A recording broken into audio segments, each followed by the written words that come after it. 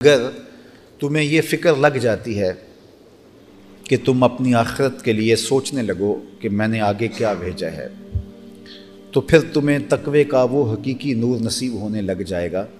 پہلے تو تم تکلف سے اپنے آپ کو منہیات سے بچاتے تھے، گناہوں سے دور رکھتے تھے، اور پھر تم اپنی آخرت کی تیاری میں لگ جاؤ تو یہ تمہاری عادت بن جائے گی اور تم خود بخود بچنا شروع ہو جاؤ گے۔ اگر تمہیں یہ دولت جمع کرنے کی اگر کسی کو لت لگ جائے تو وہ بھوک میں بھی اور شدت کی پیاس میں بھی بہت جو ہے وہ تھوڑا کھا کے گزر اوقات کر لیتا ہے۔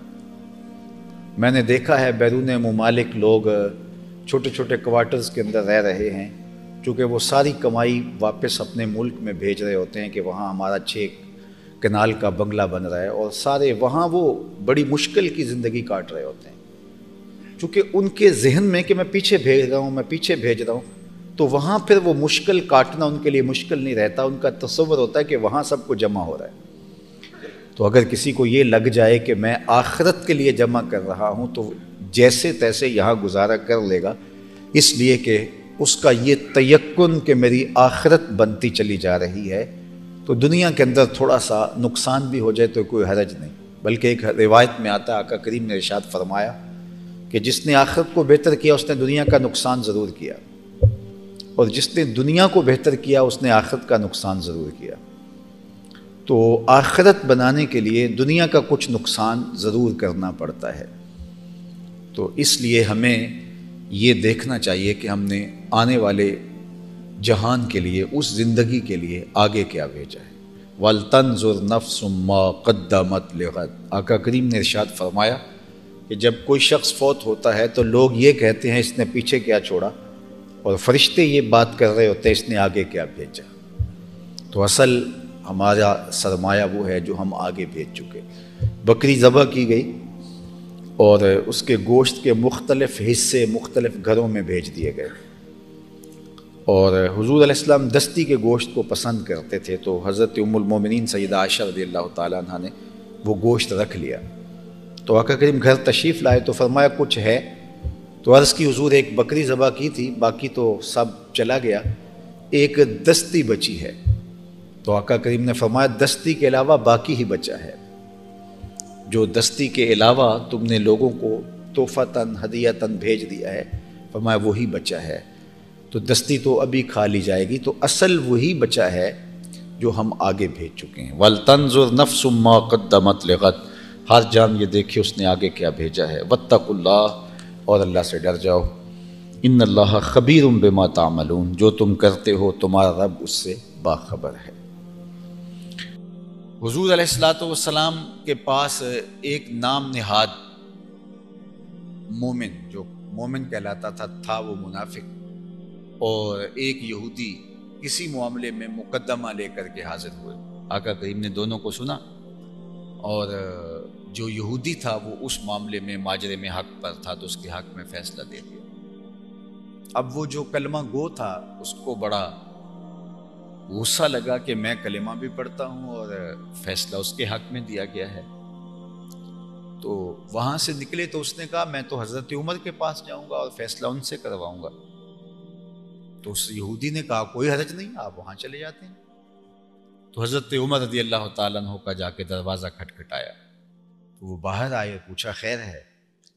تو اس نے کہا کہ میں مسلمان ہوں۔ پہلے بتایا کہ حضرت عمر کافروں کے بارے میں بڑے سخت ہیں، تو جب یہ سنیں گے کہ میں مسلمان ہوں تو ان کا دل میری طرف جھک جائے گا۔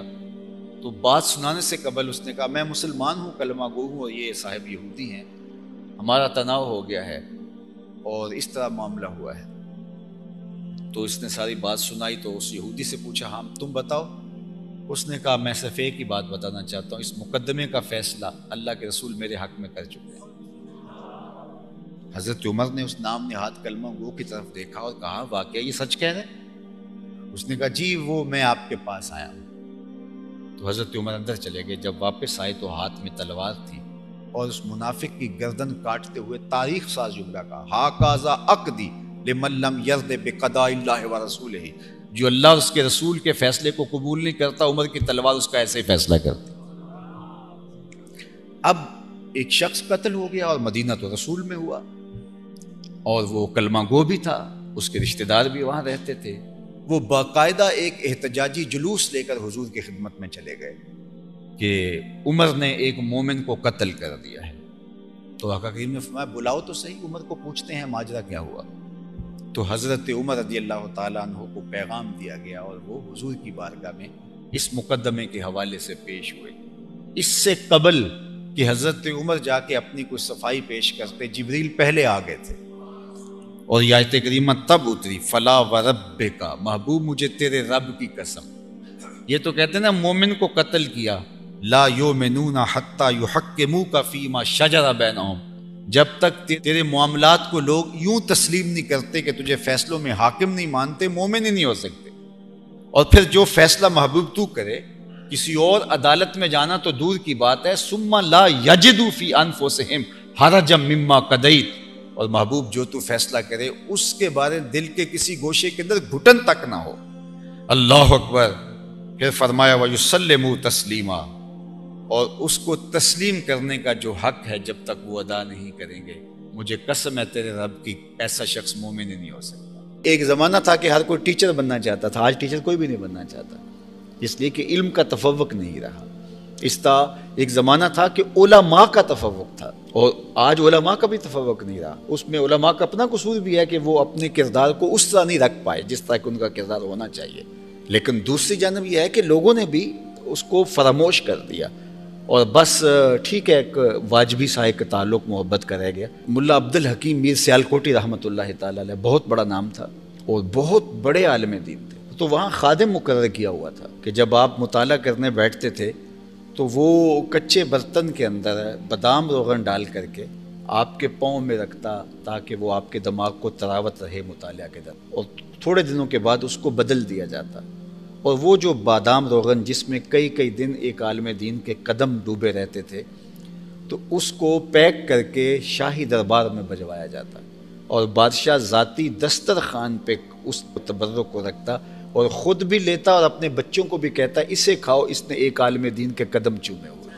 وہ ایک زمانہ تھا، ایک دور تھا۔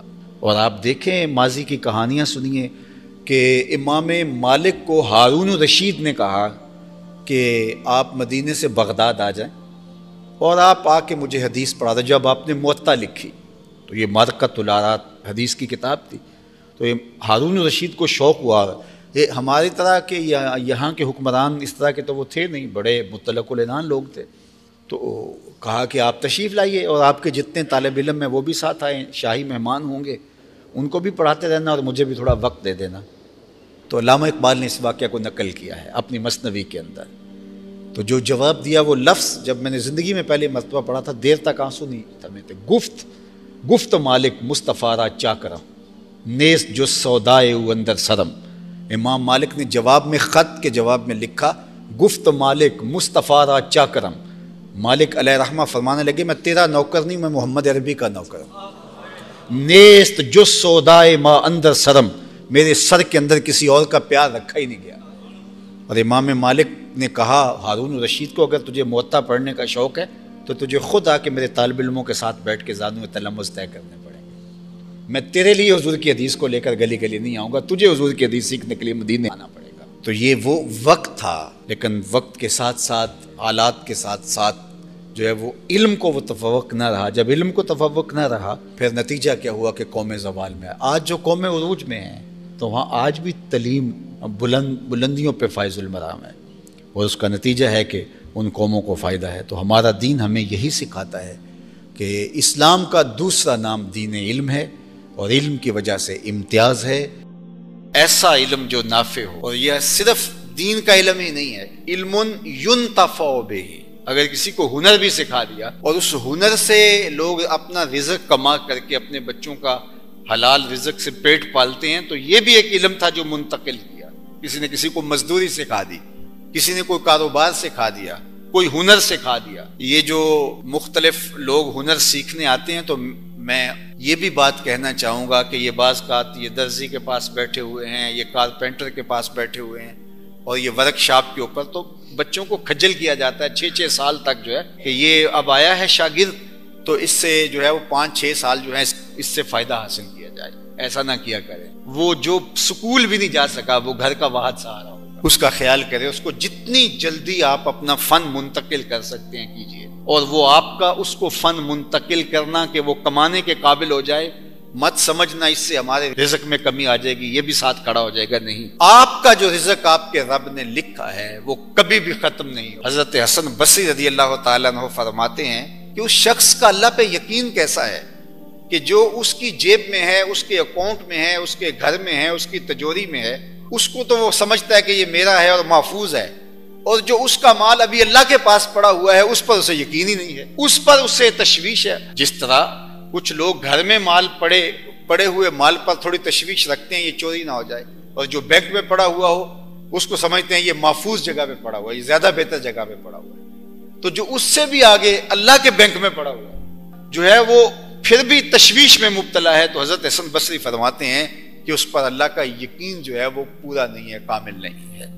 اللہ اکبر۔ تو جس نے کسی کو علم دے دیا، فن دے دیا، کسی ضرورت مند کی ضرورت کو پورا کر دیا اور وہ کمانے کے قابل ہو گیا، اور وہ رزق کما کے اپنے بچوں کو، اپنے بہن بھائیوں کو، اپنی ماں کو کھلاتا ہے، تو یہ بھی جس نے سکھایا تھا یہ اس کا صدقہ جاریہ بن گیا۔ اب وہ آگے سے سکھاتا ہے وہ فن کسی کو، اللہ اکبر۔ وہ کہتے ہیں گر نہیں بتانے، یہ کیا بات ہوئی؟ لوگوں کو، اللہ کی مخلوق کو، حضور کی امت کو بتا کے جاؤ، وہ سنیاسی باووں کی طرح کہ وہ اپنے نسخے ساتھ ہی لے کے قبر میں چلے جاتے ہیں، کسی کو بتا کے نہیں جاتے۔ نتیجہ کیا ہوا کہ آج طب یونانی ختم ہو گئی، آج کوئی آپ کو قابل حکیم ہی نہیں ملے گا، سارے نسخے اور سارے فن جو ہے وہ لے کے قبروں میں ہی چلے گئے۔ علم بانٹنے سے پھیلتا ہے، چھپایا نہیں جاتا ہے، اور علم کوئی بھی ہو اس کو بانٹے تاکہ اللہ کی مخلوق کو فائدہ ہو۔